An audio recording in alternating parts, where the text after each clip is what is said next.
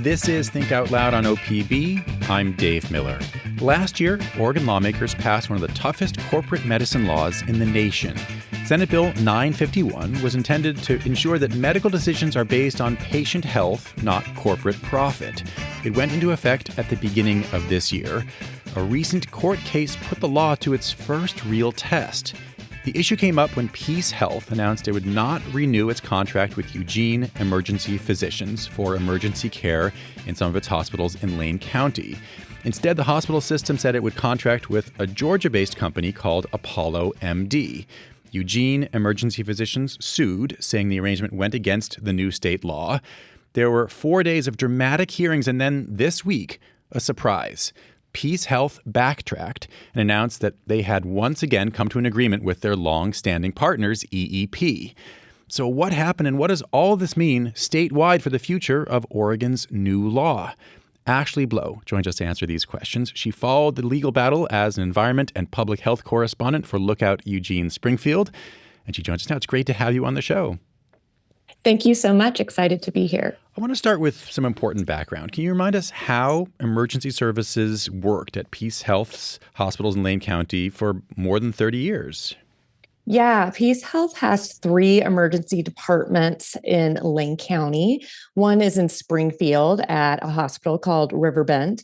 The other's in Cottage Grove, and we have one in Florence. There used to be an emergency department in Eugene as well, but PeaceHealth closed that down in 2023. That hospital had been around for decades, and that's where EEP initially was contracted to staff its emergency departments, and it still does so at Riverbend and Cottage Grove. So what did the hospital decide earlier this year? Right. So the administrators at PeaceHealth went through a request for proposals process last year because EEP's contract was up for renewal. It was set to expire. And so they decided to do this process to look at what other companies had to offer. And they announced in February that they were going to be going with a new staffing company named Apollo MD. They're out of Georgia. And this meant that the contract with EEP was not going to be renewed. They told physicians that they could work under Apollo MD, but the story quickly developed where these doctors started to share that they didn't feel safe in their practice already at PeaceHealth and worried what was going to happen when more control was given to a corporate structure and they didn't have as much autonomy within a private practice to make democratic decisions. I should note for folks who missed this that 2 months ago or so, we talked to Margaret Pattison, the medical director of the emergency department at PeaceHealth Riverbend in Springfield and a member of EEP. Folks can find that interview at opb.org/thinkoutloud.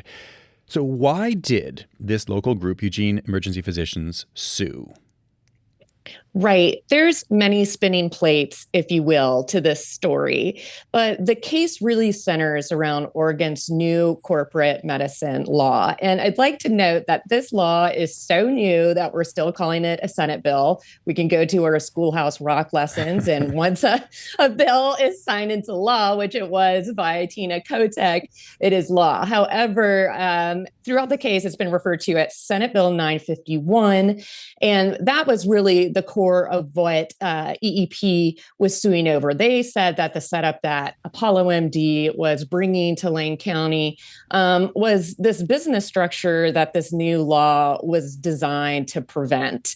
And so they asked the federal judge, originally it was actually filed in a circuit court since it's a state case, but because this involved companies out of state, it went to federal court.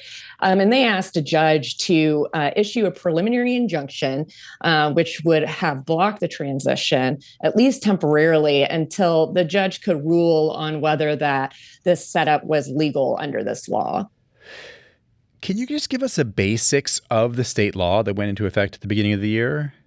Right. So Oregon has a very strong corporate medicine law, and it's been in effect for decades. And over that time, of course, the business of medicine and healthcare has changed. And there was a loophole specifically where groups would kind of disguise themselves as, quote, physician owned. They do this by putting one or two physicians up saying they own the practice, but really behind the scenes, there were administrators and business folks who were really pulling the strings and making decisions that had really huge impacts on patient care and access. And so this law actually was inspired in part from a healthcare fallout already happening in Eugene. A few years ago, Oregon Medical Group was bought out from or by Optum, which is part of United Health. And thousands of people lost their primary care doctors in that acquisition. And part of that, this law was attempting to close a loophole that really kept care in the hands of doctors. So this brings us to the case that you followed for days. A lot of issues were brought up that everybody, it seems, they were acknowledging this isn't exactly about the case, but this is important background I want you to know. And it seems like the judge a couple times said, listen, folks, like let's focus on the narrow question that is in front of me. So what was that question? Yeah, I mean, that question was, is this new group that Apollo MD is creating, it was a new private practice, is that private practice really owned by a physician, and is it going to be managed by a physician, or is it really going to be Apollo MD? And he did not get clear answers to that. The CEO of Apollo, Dr. Yogan Patel, testified, and so did the owner of this new practice, Dr. John Philip Chapman, but they responded under oath, saying things I don't know in response to what seemed pretty, basic questions as far as when did this new LLC practice start? When did you find out you were going to be the owner? And they kept saying, I don't know, or deferring to people who weren't even in the room for answers. And the judge verbatim said that he was becoming frustrated and that, these are basic questions that people should know. He went on to point to evidence in the case, which was documents from this procurement RFP request for proposals process, saying that this document shows that you do know how this structure is. And he went on to describe the setup as a shell game and that it really did seem like Apollo was pulling the strings. But to be clear, he hasn't ruled on that. But he really was just really, I think, like a lot of people in the community trying to get an answer. And that was an answer none of us really heard. Right. You included a really striking quote from day 3 that you were referring to there. He says, the plausible deniability is discouraging and disappointing. At the end of the day, we have to figure out what the statute means, but what you're doing, and he was saying this basically to the defendants, the head of Apollo MD and this new physicians group, what you're doing is not helping me understand the actual relationship any better than it being a shell game. So do better. I hope PeaceHealth actually provides some clarity, he said. If they don't, they may be just as liable if I find there's a violation of state law. Striking comments there. Then the next day, he said that the CEO of Apollo MD and the owner of the company's new physicians group had lied under oath. So what did he say they had lied about? Right. That goes back to what was in the RFP, the application that these doctors submitted to the hospital. And so this was basically a packet. It's almost like a really big resume saying this is what we can do. This is our experience. This is how we work together. And that document apparently did tie Chapman and Patel together, both working for Apollo MD, when they had said that they had worked for partners and affiliates, which it was very unclear still how or who these affiliates or partners were. And so the fact that both doctors said, I don't know, or, things to that nature came across to the judge as that they were being dishonest with the court. And he said on the last day, it would have been better if they had simply told the truth. And he went on to say, they did this at risk of perjury and contempt of court. He did not say he said he's not escalating that at this time, but that's to be seen in the coming weeks. So things are not going well for PeaceHealth and the company that it was trying to transition to partner with. But after these days of hearings, there was really surprising news this week that PeaceHealth was basically just backtracking and renewing its contract or signing a new extension of its longstanding contract with the local ER docs group after all. How big a surprise was that? It was a huge surprise. I was traveling to Portland for this case because these court hearings essentially went into triple overtime. They were originally scheduled for 2 days. It went 5 days. So the judge had another case he had to take in Portland. So many of us made it up there to go listen. I was getting ready to go into court and I received a call from a PeaceHealth spokesperson telling me that they were going to reverse course. Going into this court case, I did not expect that to happen.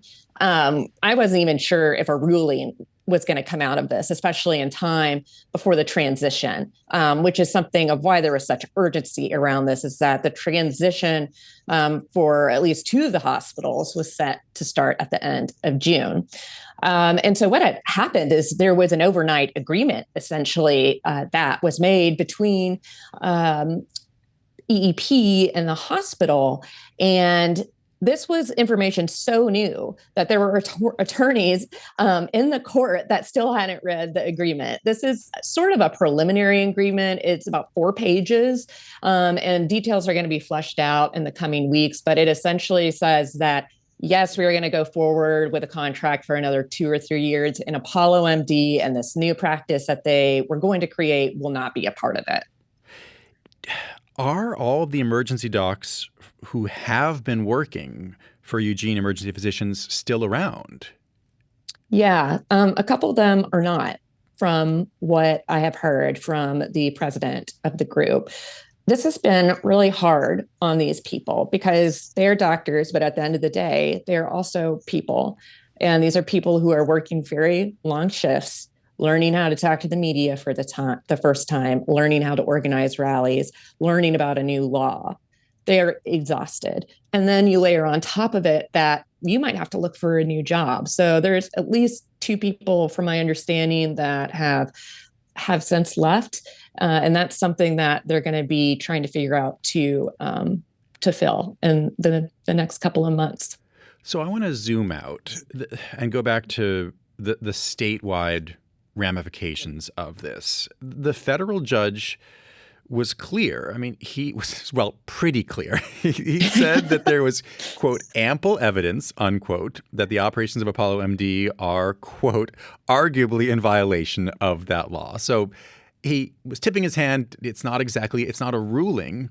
Mm-hmm. But is there going to be a ruling after these days of testimony that were dramatic and, we're seen as the first real legal test of this new law?